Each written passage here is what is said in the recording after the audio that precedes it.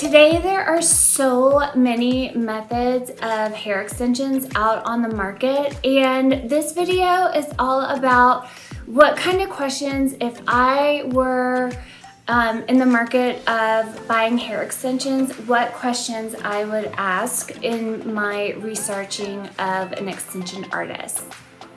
So the first thing I would figure out is either what method do I want, or as I was calling around to extension artists, I would ask them what methods they offer. There's so many different methods out on the market these days. There's tape-ins, there's sew-ins, there's hand-tied, there's machine-tied, there's keratin bonds, there's ways of applying individual strands versus wefts of hair. So where I would begin my research with hair extensions is at first just exploring the methods. I have a video that I will attach in the link below explaining different methods that are out there. I originally wanted to open an extension bar that offered many different methods until I went out to Laguna Beach and learned about natural beaded rose. I currently niche down and just offer natural beaded rose because as an artist, I think they are superior to everything else that I'd had my hands in. But that's where I would start first, is the actual method and what type of hair extensions you want in your hair. The second thing I would think about is, am I doing my hair extensions for an event one day, or is this a lifestyle? I personally have been wearing hair extensions since 2017, so I would want a method that I would look into the longevity of the method and the quality of the hair a little bit more, because there's something that I wear every day. It's not just, I wouldn't just be looking for extensions for a one-time event, but some women are looking to have hair extensions put in for their wedding or a special event.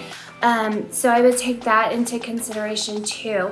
Once I kind of know what type of method I want, I would start calling artists, and I would probably stalk people on social media, because social media today allows you to actually see artists' work and look at what your eye is attracted to. So that's one cool thing that you can do with social media. But I would start looking at artists, start looking at their work. Hair extensions, usually the artist is doing the hair color, the hair cutting, and the extension. So you want to make sure that you're liking the artist's style. Do you like the way they're cutting their hair? Do you like the way the color looks? And then most importantly, do you like the way the extensions look on their social media pages or whatever platforms they use to share their work? Second, when I'm talking to an artist on the phone or going into the salon for a consultation, I would ask them, what methods do you offer? And then I would dive a little deeper. Why do you choose to only do this method? Or why do you offer all these methods, and which method do you think is the best for me? So that is one of the questions I would ask. I would also ask how long they've been doing hair extensions. And again, I think more importantly versus asking their experience time-wise is looking at their portfolio, asking them, do they have a portfolio? Can I see examples of your work? Then I would ask them what type of hair they use. So, because this is so important, and I feel like the average consumer doesn't really understand this, and this is one of the big reasons why I wanted to make this video. For natural beaded rose, I use hand-tied wefts. So I'm going to show you. I have one right here. This is a hand-tied weft. So a weft is a sheet of hair. And this is the seam right here. As you can see, it's a very small, skinny seam. They're hand-tied. Wefts like this are gonna be more expensive than machine-tied wefts. You can get machine-tied wefts, and the seam comes down to almost here. I'm gonna attach a video that shows you a hand-tied weft right next to a machine-tied weft. Hand-tied wefts are much more expensive than machine-tied wefts. So when you're looking at pricing for the extensions, that needs to be asked, are you using machine-tied hair or hand-tied hair? Because this is one weft. Sometimes people will have 5 or 6 of these on a row. Sometimes not that many. Some women and men have maybe 3 of these on a row. But when you are putting lining seams up in here, you do not want to have I refer to it as a road bump.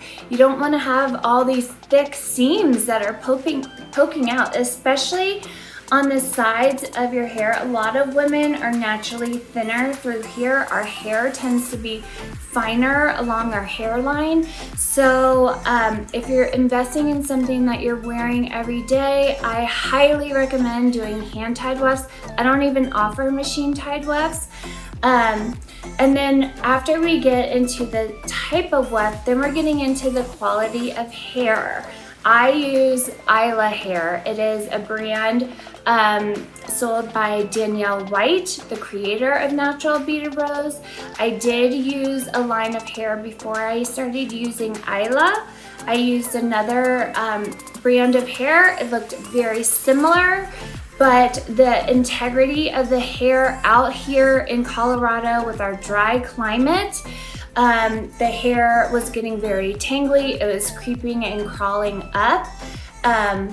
Out here in Colorado, and again, your climate, where you live, do you live in a place that the weather there's less humidity or more humidity? All of these factors play into the type of hair that you want to be installing on your head. So I would ask the artist, what kind of hair do you offer? And then how does it work in our environment? If you are somebody that travels a lot for work, knowing where you're traveling from, the different climates you're going to be in, is very important in determining the type of hair you want placed in your on your head as well.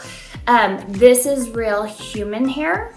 That means it can have heat on it. You can blow dry it. You can put irons on it, flat irons, curling irons. Some hair, if you put an iron to it, it's gonna melt. So finding out more about the type of hair, the brand of hair that the artist offers is extremely important, because hair extensions for many is an investment that you want to last. And I've seen different qualities of hair, and if you are someone that is wearing hair extensions long term, when one weft of hair might be more expensive than another weft of hair, but you want to think of your day-to-day experience wearing the hair extensions. Are they constantly ratting up? Are you constantly having to carry a brush with you wherever you go? Or can they just hang out all day and you don't have to really run a brush through? So to me, that's really important, and I would be willing to pay a little bit more for the day-to-day experience. Also, the longevity of the weft. We here at Light Styling recommend that these wefts are switched out every 6 to 8 months. That's what I recommend. However, using the Isla hair, this is not the case for everyone, but I've had multiple clients go a year before having to replace their hair. And that involves, because the Isla line of hair is such high quality, and then it also, your at-home care plays into that too, and your lifestyle. And that's something that I work with all my clients on. They leave Light Styling knowing the products, how to take care of their hair, so that not only does their hair look beautiful the day they leave, but every day that they're wearing these hair extensions, they're having a great experience. And the longevity, if you are replacing your hair every 5 months compared to somebody who's replacing it every year, there's going to be a difference in expense there. The next thing I would look into is, what colors do the wefts come in? Do the artists order one bag of hair and they're putting the same color in? Or, as you can see, I have multiple different colors in my hair. You can see behind me on the wall, Isla comes in many different shades. And then on top of the amount of shades that they can come in, we can hand paint these wefts. So the options are really unlimited when it comes to coloring, and with hand-tied wefts or any kind of hair, extension hair, generally the extension hair takes color differently than our hair because of the amount of chemical processes that the wefts have gone through. And so I would make sure, is the artist comfortable coloring hand-tied hair? Our hair changes over time. I like to have multiple different colors in, because no matter what kind of hair color you're wearing, hair color fades. And so we need to put in wefts that match your hair color the day of your initial install, but also blend 6 to 8 weeks when you come back in for a tightening service. We need different shades of hair in there to pick up different tones and different colors in your hair. The other things I would look into is the texture. You know, we all have different texture, and I often do consultations where somebody says, I have curly hair, do you offer curly extensions? Isla comes in 3 different textures, and what's more important to me, if you have curly hair, it doesn't necessarily mean we have to put curly hair in your hair. When I'm doing my consultations, I like to ask, what is your natural texture? Do you wear your natural texture all the time? Do you blow dry your hair out straight? Do you curl your hair? Like, how do you like to wear your hair every day?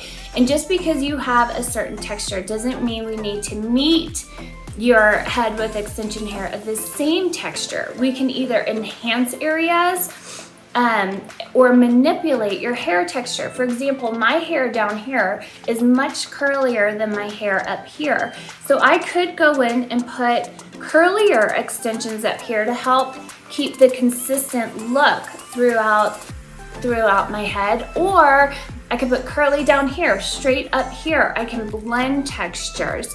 So, I mean, this video could go on and on and on talking about the different creativeness that we can bring to the table with hair extensions. But I've had a client who we've put curly hair extensions in. She's constantly blow drying her hair out straight. And those of you with curly hair know that to get your hair straight, it takes some work with a round brush and the blow dryer. And so since the second time we installed hair on her, instead of installing curly extensions, we actually installed straight extensions so that she only really had to focus on straightening out her natural texture and then just rough drying the extension hair.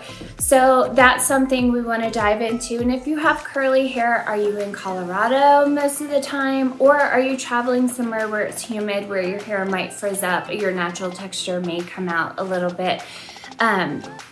So I guess the bottom line is, what I want to communicate to everyone is there's so many things that play into hair extensions, and there's so many variables. And when you're researching hair extensions, I think it's important to really zone in on, focus on what you're looking for from the hair extensions, if it's just like a short-term thing or if it's a long-term thing.